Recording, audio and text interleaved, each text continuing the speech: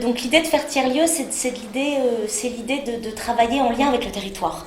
Ça, c'est vraiment ce qui nous tient à cœur et ce qui est important ici. Donc c'est de travailler en lien avec les habitants, les collectivités, les entreprises, les entrepreneurs, et en lien avec les besoins, mais également avec les dynamiques déjà existantes.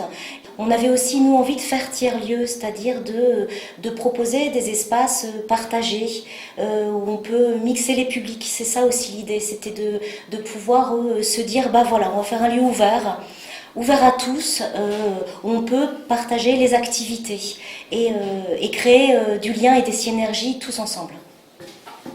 Voilà, donc on s'est fait accompagner par Alter Incube, qui était un incubateur de la région, pendant 1 an et demi, qui nous a bien aidé à monter de monter ce projet de façon un peu plus professionnelle, ce qu'on n'aurait certainement pas pu faire que tous les deux. Et donc on a acheté le lieu en juillet 2020. 2020, on s'est installé sur le territoire. Moi, en parallèle, j'ai suivi une formation, la formation Piloter un tiers-lieu en Hauts-de-France, parce qu'il me semblait important aussi de pouvoir comprendre et d'apprendre aussi le métier de facilitatrice et de comprendre ce qu'était l'essence d'un tiers-lieu. On est mercredi et on propose le cafetière. Le cafetière, c'est un lieu, c'est un café tiers-lieu, c'est un peu l'idée. Et l'idée du cafetière, c'est d'ouvrir les portes de l'Abreuvoir général à tout le monde, autour d'un café, autour d'une gaufre. J'ai accueilli un jeune entrepreneur que je connais depuis longtemps, qui est venu à la maison pour faire un petit chantier. Et il m'a montré ça aussi, j'ai dit, c'est pas mal et tout ça. C'est ma copine qui me l'a fait, tu sais maintenant. Pour moi, ce tiers-lieu, déjà, c'est un endroit qui est super important pour moi. Quand Claire, la fondatrice du projet, est venue le présenter au Campus Connecté, donc là où j'étudie, là où je fais mes études l'année dernière, j'ai eu un gros coup de cœur en fait pour ce projet et directement elle nous avait parlé du fait qu'ils allaient prendre quelqu'un en mission de service civique. Et là je me suis dit, faut pas que je loupe ma chance, il faut absolument que je participe à ce projet parce que je trouvais vraiment l'idée incroyable. Et ouais, donc voilà, moi c'est vraiment un lieu où je peux expérimenter plein de choses en fait, faire un peu ce que je veux, créer, imaginer, en fait toutes les idées que j'ai, je peux les mettre en œuvre et c'est ça que je trouve excellent, quoi. C'est vraiment un lieu de partage, de vie et je peux moduler ça un peu à ma façon, donc je suis trop contente.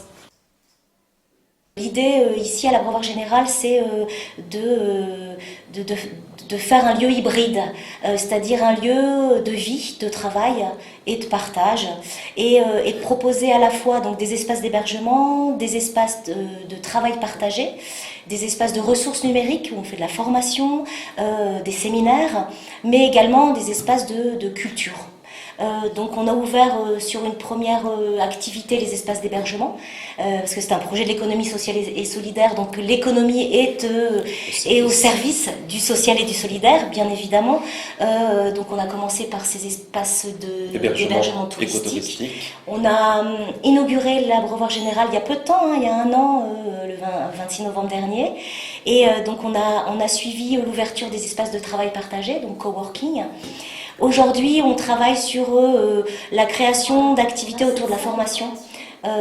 Formation autour du numérique, des techniques de communication, mais aussi de l'accueil de professionnels, de séminaires.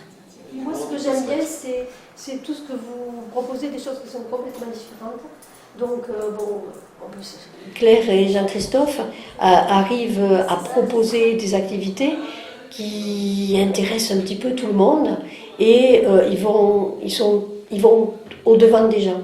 Voilà. Et ça, c'est pour ça que la mairie, on essaie, par nos petits moyens, de favoriser leur rencontre avec les gens du pays.